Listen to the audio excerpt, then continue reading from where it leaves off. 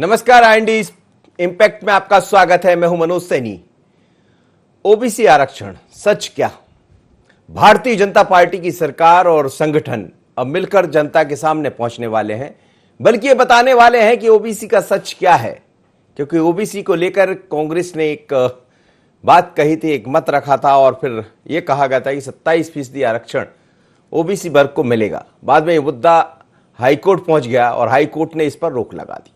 अब सवाल यह है कि आखिर किसके कारण यह ना हो सका? क्या तकनीकी रूप से गड़बड़ी है या कुछ और?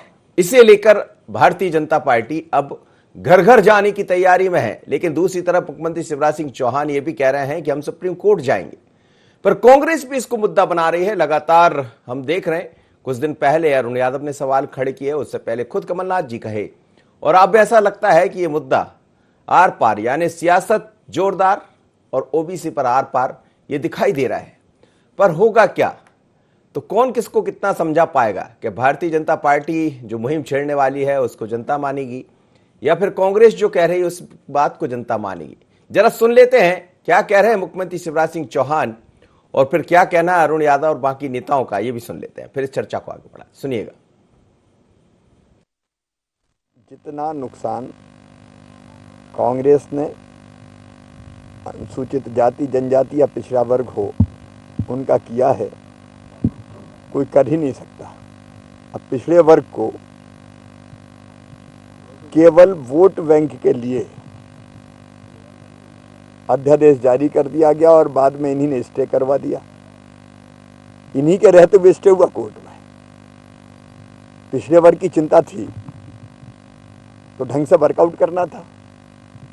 वो जानते थे कि इसमें कुछ नहीं होना है, और उन्हीं की सरकार में स्टे मिला कोर्ट में।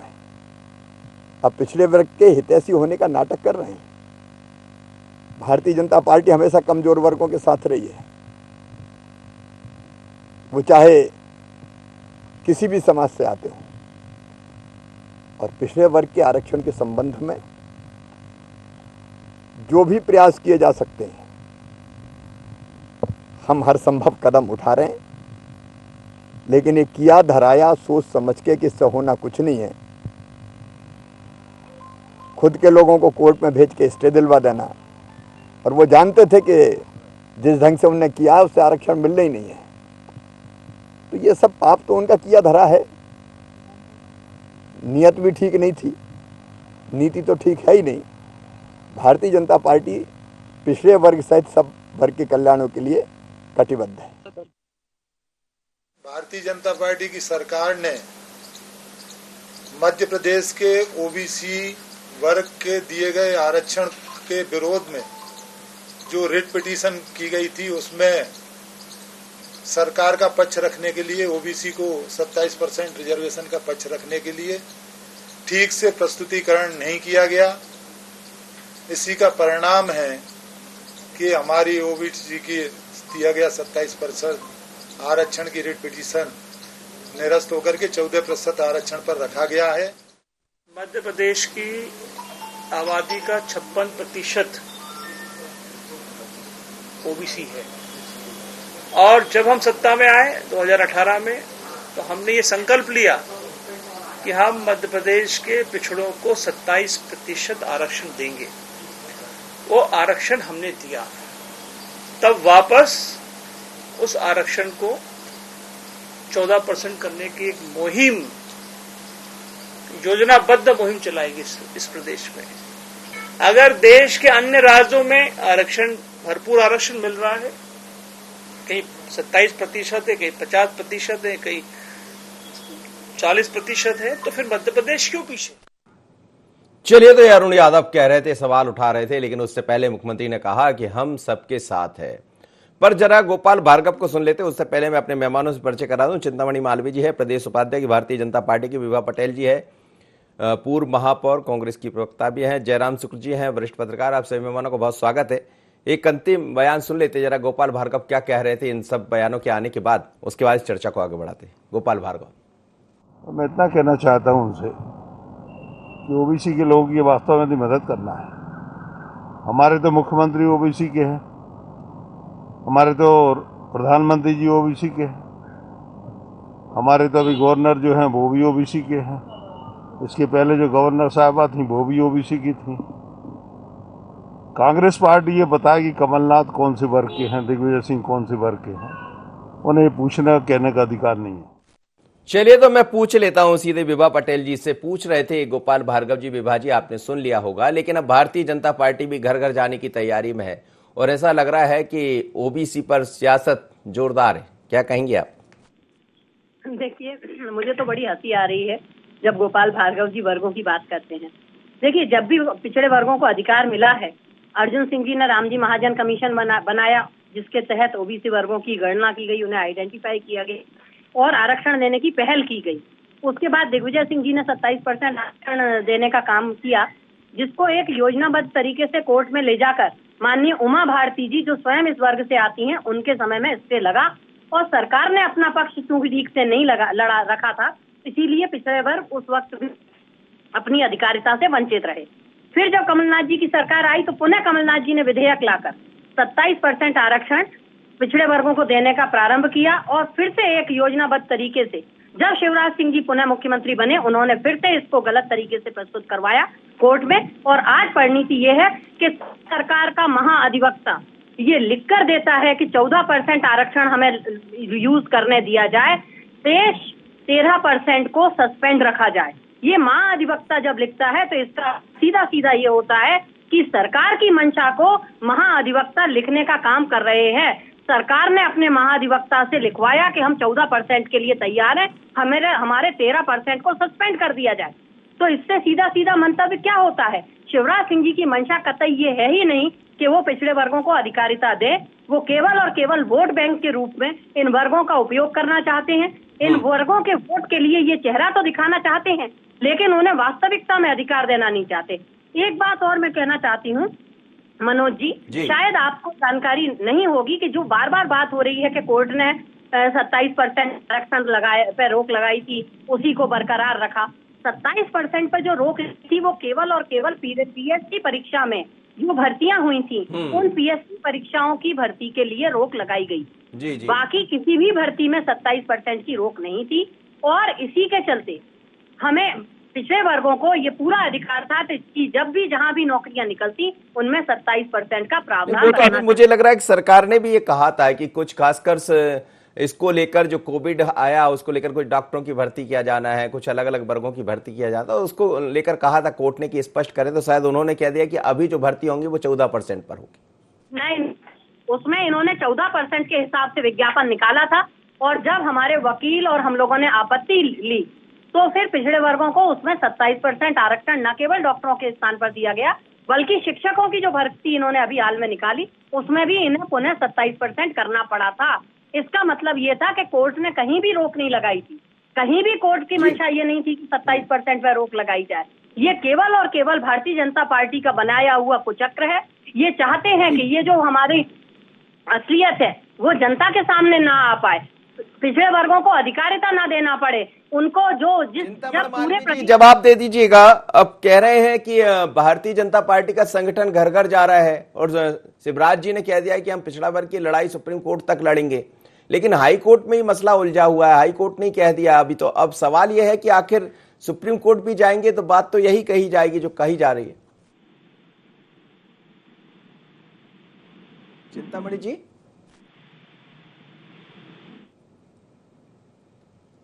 चलिए मैं चिंतामणि जी, मेरी आवाज सुन पा रहे हैं? जयराम शुक्ल सर, मेरी आवाज सुन रहे हैं सर? हाँ जी जी जी सर, ये ओबीसी का जो मसला है लंबे समय से चल रहा है, अब फिर से भारतीय जनता पार्टी ये कह रही है कि हम घर घर जाएंगे, एक तरफ कांग्रेस भी ये कह रही, तो क्या ये चुनावी खेल है पूरा? निश्चित तौर पे इसी आरक्षण को लेकर तो ये 60 के दशक से राजनीति शुरू हुई है। 60 के पहले जब संविधान में आरक्षण का प्रोविजन ये हुआ था तो उसमें समीक्षा की बात की गई थी कि एक सुनिश्चित समय में समीक्षा की जाएगी और एक सोशल ऑडिट होगा, उसके आधार पर तय होगा कि कितने आरक्षण से कितने प्रतिशत लोग वास्तविक रूप से एलिवेट हुए। लेकिन इसके बाद से ही ऐसी राजनीति शुरू हो गई, लोगों को बांटने का, समाज को बांटने का और राजनीति के बटे हुए समाज की राजनीति करने का। जितने भी देश में क्षेत्रीय दल पैदा हुए, आप देखो बिहार में, उत्तर प्रदेश में दलित, महादलित, माइक्रो दलित, अल्ट्रा दलित, दुनिया भर के बने पिछड़ा वर्ग में भी कई क्लासिफिकेशन हो गए, दलित महादलितों में क्लासिफिकेशन हो गए। यूपी की राजनीति यही कर रही है। मध्य प्रदेश में भी पिछड़े की बड़ी राजनीति शुरू हुई है, जैसा अभी बहन विभा बता रही थी। राम जी महाजन आयोग के समय पिछड़ा वर्ग का एक कैलकुलेशन हुआ कितने वर्ग मान गए है।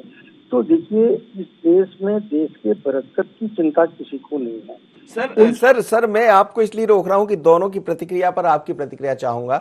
मेरे साथ चिंतामणि मालवीय जी जुड़ गए, एक बार उनकी प्रतिक्रिया ले लेता हूं, फिर आपसे एक समग्र प्रतिक्रिया में लूंगा। चिंतामणि मालवीय जी, मेरा सवाल आप सुन पाए थे। सवाल ये है कि मुख्यमंत्री जी कह रहे हैं कि हम सुप्रीम कोर्ट तक चले जाएंगे।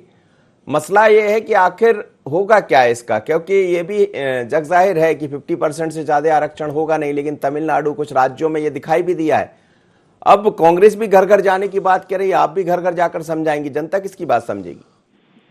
देखिए, जनता स्वाभाविक रूप से बीजेपी की बात समझेगी। उसका कारण यह है कि कांग्रेस ने हमेशा धोखा किया है ओबीसी के साथ, और ऐसा इसलिए है कि भाई देखिए, सबसे पहले काका कालेलकर कमेटी बनी।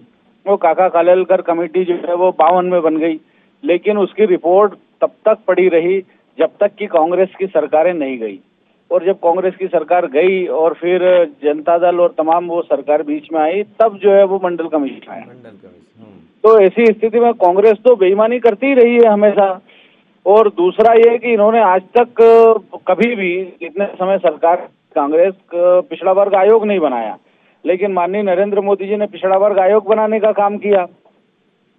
तो हम तो लगातार पिछड़ा वर्ग के साथ रहे हैं। और दूसरा, पिछड़ा वर्ग को भी अगर उस समय ये कर ली गई होती तो हो सकता है कि पिछड़ा वर्ग तो तुष्टीकरण के कारण पूरा जो है मुस्लिम समाज भी पिछड़ा वर्ग में आ गया। इसके कारण जो असली पिछड़ा वर्ग है उसको तो आरक्षण ही नहीं वो मिल पा रहा है। आज हम बंगाल में देखें तो बंगाल में पूरे ओबीसी के नाम पर केवल मुस्लिम वर्ग आए हुए हैं। जो अति पिछड़ा के नाम पर एक धार्मिक विभाजन टाइप उनसे कर ली गई। तो अब तो पिछड़ा वर्ग के साथ भी एक अलग तरह का अन्याय है। विभाजी कह रही थी, ये दिग्विजय सिंह के समय रामजी महाजन का जिक्र कर रही थी, उनके नाम पर एक बना भी दी थी, कमेटी भी बन गई थी, गठन भी कर दिया था और ये कहा था 27% आरक्षण दिया जाए। फिर उमा भारती ने रोक दिया, बाद में फिर कमलनाथ जी ने कहा, ऐसा वो कह रही है। और ये भाई उसी समय इनको कोर्ट जाने का करना था। कांग्रेस की सरकार थी तो कांग्रेस को तो तबादलों से फुर्सत ही नहीं थी, और दूसरे मकान तोड़ने और एक्सटॉर्शन मनी लेने और इन सब के सिवा कोई काम नहीं था कांग्रेस का। तो इन्होंने प्रशासन किया, इन्होंने कोई इनकी स्पष्ट नीति नहीं थी इस विषय को छोड़ करके। इसलिए स्वाभाविक रूप से जनता जो है वो भारतीय जनता पार्टी की बात मानेगी कि इसने ईमानदारी के साथ काम किया है। चलिए, जो जी कोर्ट कर तो सरकार कर रही है। चलिए, वो जवाब नहीं मिल पा रहा आपका, लौट रहा हूं मैं। आप जयराम शुक्ल सर अपनी बात पूरी कीजिएगा, दोनों को आपने सुना। वो कह रहे हैं कि कालेलकर का जिक्र कर दिया उन्होंने, वो 1952 की तरफ चले गए और विभाजी दिग्विजय सिंह शासन के समय की बात कर रहे थे। उसके बाद तो फिर कमलनाथ की सरकार भी आ गई, शिवराज जी की सरकार है ही। क्या कहेंगे अब आप? जयराम सर जी। मैं जैसे कह रहा था कि यथार्थ का सामना कोई राजनीतिक दल नहीं करना चाहता, सब आभासी दुनिया में है। डॉक्टर अंबेडकर ने सोशल ऑडिट की बात की थी कि रिजर्वेशन का जो इम्पैक्ट है एक सुनिश्चित समय में उसका एक समीक्षा होनी चाहिए कि वास्तविक लोगों को आरक्षण का लाभ मिला कि नहीं मिला। देखिए, इस देश का दुर्भाग्य और दिमाग की संकीर्णता कि मोहन भागवत जी ने 3 साल पहले जब अंबेडकर साहब की 100 वर्ष मनाए जा रहे थे तो एक बात कही थी कि डॉक्टर भीमराव अंबेडकर साहब ने आरक्षण यथार्थ लोगों तक पहुंचे और उनका जीवन स्तर आगे बढ़े, मुख्य धारा में शामिल हो, ये उनकी मंशा थी। और संविधान में इसी को लेके एक प्रोविजन किया गया था कि इसकी समीक्षा होनी चाहिए। आपने, हमने और सबने जो सुनने वाले हैं इनने देखा होगा पूरे देश में एक वितंडावाद खड़ा कर दिया, पूरे देश में वितंडावाद खड़ा कर दिया कि संघ नहीं चाहता कि आरक्षण हो। अरे हम ये चाहते हैं एक नागरिक होने के नाते कि हर व्यक्ति को इस संविधान के जो अधिकार हैं बराबरी से मिले, सबको बराबर मौका मिले। और सही बात है कि परिवार में यदि कोई कमजोर बच्चा है तो उसको पोषण की ज्यादा जरूरत होती है।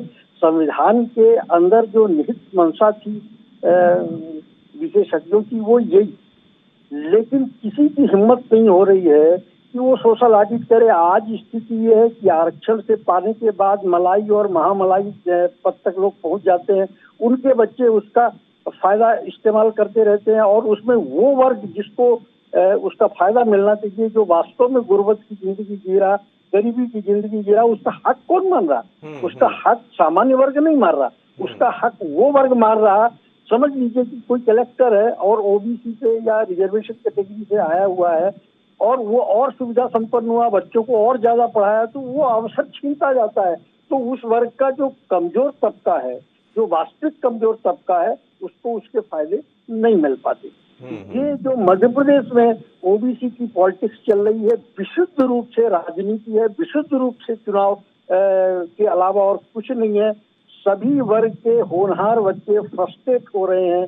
पिछले 4 साल, पिछले 5 साल से ये भारतीय जनता पार्टी और कांग्रेस के ये जो फुटबॉल की तरह ये जो पॉलिटिक्स आरक्षण चल रही है ना, ये पूरे मध्य प्रदेश के होनहार बच्चे इस फ्रस्ट्रेशन के बिल्कुल सही कह रहे हैं आप। कई बच्चे तो ऐसे हैं जो अपनी उम्र भी पार कर चुके इस आरक्षण की लड़ाई में और वो पीएससी जैसे एग्जाम नहीं दे पाए। विभा पटेल जी, यही सवाल है कि आप भी बात करेंगे, भारतीय जनता पार्टी भी बात करेगी, लेकिन बच्चे तो सही में फुटबॉल बन गए। समय नहीं दिया है, आपने केवल भ्रमित करने का प्रयास ये लोग कर रहे हैं, उसको आगे बढ़ा दिया। जी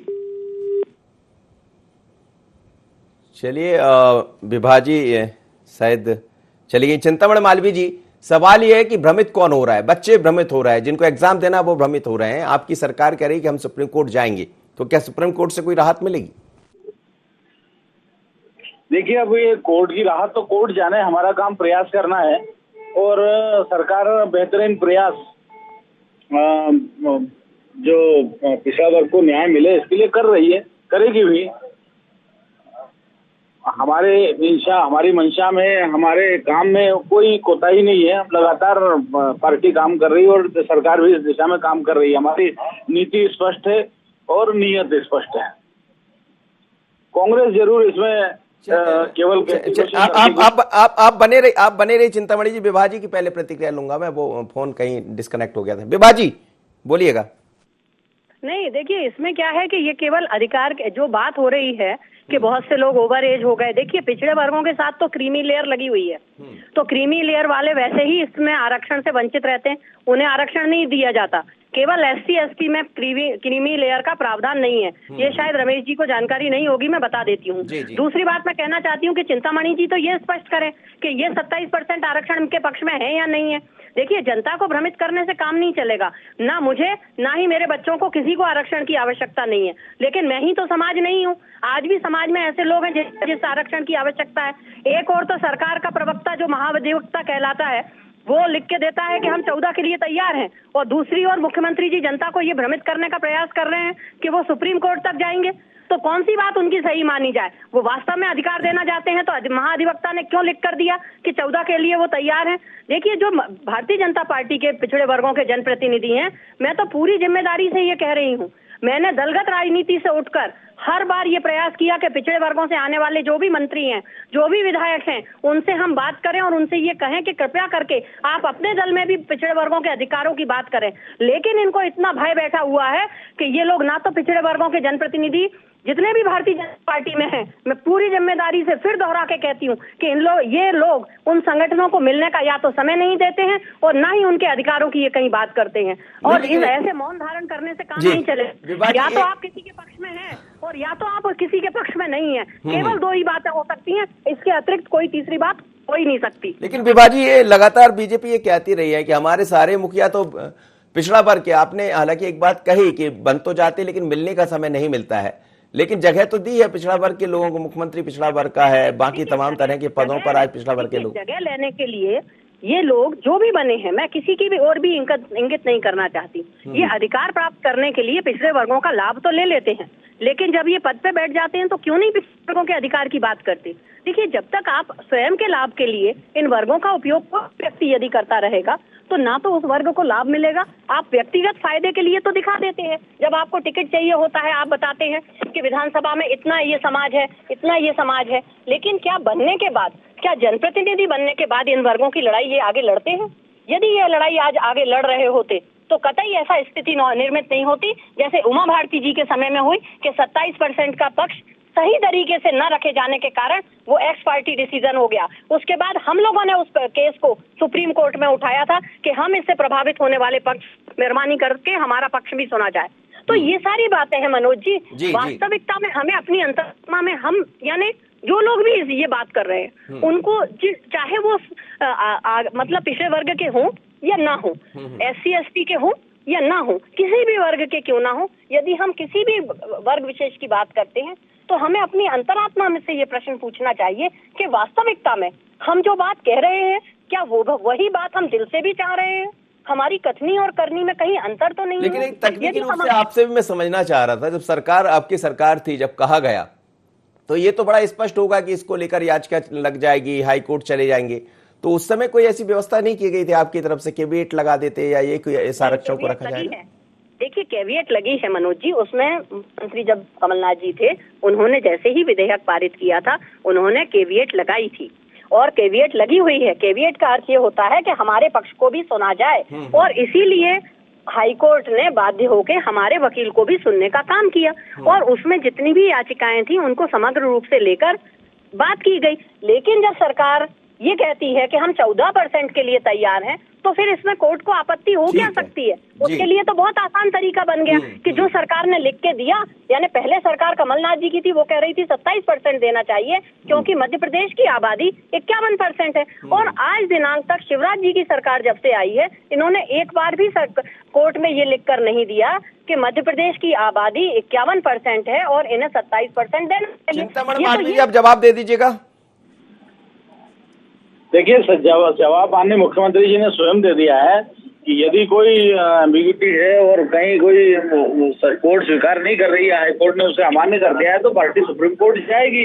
तो हमारा तो स्पष्ट है इसमें, इसलिए अब इसमें तो कुछ कहना नहीं, केवल कांग्रेस गाल बजा रही है क्योंकि वो असफल है। कांग्रेस जो है न्याय करने में असिद्ध हुई है, तो इसलिए कांग्रेस को सोचने का, हमारा तो स्पष्ट है सोचना और इसलिए हमने उस पर काम भी किया है। नहीं, काम करने का मतलब क्या है? फिर कहाँ जाके बात गड़बड़ हो रही है? यदि ऐसा है फिर आगे बढ़ना चाहिए। आपको पता है कि PSC को लेकर बच्चे बीते कई दिनों से परेशान, अब जाकर कहीं कुछ हो पाया है, वो भी वहीं के वहीं। सवाल यह है कि सामना तो नए बच्चे करते हैं। देखिए, बात ठीक है, लेकिन अभी तक ये जब तक फैसला नहीं हो जाता कि उसमें कोई राजनीतिक दल कुछ नहीं कर सकता, जो भी करना है कोर्ट को करना है। इसलिए बच्चों को भी स्वीकार करना चाहिए कि भाई 14% के अनुसार जो मिल रहा है, और 14% मतलब ऐसा नहीं कि कोई बाकी पे सब वो तो नहीं हो जाता। सामान्य वर्ग को भी 10% का आरक्षण सरकार ने दिया है, तो इसलिए अब किसी भी वर्ग के साथ कोई अन्याय नहीं है और लगभग इसमें शामिल है। तो अब इसमें ना तो ऐसी कोई संघर्ष की बात आती है, ना किसी के साथ अन्याय होता है। प्रत्येक वर्ग को आरक्षण मिल रहा है और जहाँ तक 14 और 27% का विषय है, पार्टी का मत स्पष्ट है, सरकार का मत स्पष्ट है। हम जो है इस पे आगे काम कर रहे हैं और चलिए, दोनों कह रहे हैं कि अपना अपना मत है जयराम शुक्ल जी, लेकिन मत क्या हाई कोर्ट या सुप्रीम कोर्ट मानेगा? मैं तो एक देश के सार्थक की बात करता हूँ। हर संवैधानिक पद से चुना जाने वाला और बैठा आदमी कास्ट, रिलेशन, रीजन, लैंग्वेज से ऊपर उठ के काम करने की शपथ लेता है। संविधान में ये सब चीजें विलोपित कर देनी चाहिए, क्योंकि पद में आने के बाद आप फेवरिज्म की बात करते हो, जाति को बांटने की बात करते हो, समाज को बांटने की बात करते हो, अपने हिसाब सोशल ऑडिट की बात नहीं करते हो। संविधान में जो बाबा साहब अम्बेडकर ने कहा है कि समय समय पे सोशल ऑडिट होना चाहिए, इस रिजर्वेशन के क्या फलितार्थ हैं ये देखे जाने चाहिए। जब आपको इन सब चीजों को मानना ही नहीं है तो ये सब चीजें शपथ में एबॉलिश कर दीजिए कि हम कास्ट, रिलीजन, रीजन, लैंग्वेज इसके ऊपर उठ के काम करेंगे। इस देश को और मध्य प्रदेश को और उत्तर भारत, दक्षिण भारत जो भी रीजन है, सब में ये जो रीजनल पॉलिटिक्स है, कास्ट के आधार पे, पिछड़े वर्ग के आधार पे, इस वर्ग के आधार पे यही चलती है, यही चलेगी और इस देश का इसी तरीके से सत्यानाश होता रहेगा। और जो नई पीढ़ी है और जो ये फ्रस्ट्रेट पीढ़ी है, ये किस तरीके के देश को गढ़ेगी, ये आने वाले लोग जो कि आरक्षण की राजनीति पे अपनी अपनी रोटियां सीखते हैं वो देखेंगे। क्राइम रेट बढ़ रहा है, युवाओं में नशाखोरी बढ़ रही है, युवाओं में क्राइम बढ़ रहा है, ये समाज की क्या गति हो रही है, इन लोग को इस बात की चिंता नहीं है। 4-4 साल से पीएससी रुकी पड़ी है, व्यापम एसएससी व्यापम मध्य प्रदेश की परीक्षाएं और भर्तियां नहीं हो रही हैं, आरक्षण पर आरक्षण की पॉलिटिक्स किए जा रहे हो। तो जब तक समाज की चिंता आप नहीं करोगे, आप राजनीति में उलझा के रखोगे कि हम पिछड़ा वर्ग की बात करेंगे तो पूरा पिछड़ा वर्ग। चलिए सर, बहुत बहुत धन्यवाद आप सभी मेहमानों का। राजनीति का काम ही ये है, राजनीति में लोग उलझ जाते हैं, क्या पक्ष क्या विपक्ष, और सवाल यहीं उलझे रह जाते हैं। लेकिन बात हो रही है ओबीसी आरक्षण की। 27% आरक्षण क्या ओबीसी को मिलेगा? लेकिन अब सरकार ये कह रही है कि हम घर घर जाएंगे, हमने कोई प्रयास में कमी नहीं छोड़ी है और हम बताएंगे। मध्य प्रदेश में मुख्यमंत्री भी ओबीसी वर्ग के हैं और तमाम तरह के पदों पर बीजेपी ने तरजीह दी है। पर सवाल ये है कि बाकी जो लोग हैं जिनको एग्जाम देना है, जो बच्चे हैं, वो इंतजार कर रहे हैं आखिर कब तक high court, supreme court, court में अटके रहेंगे।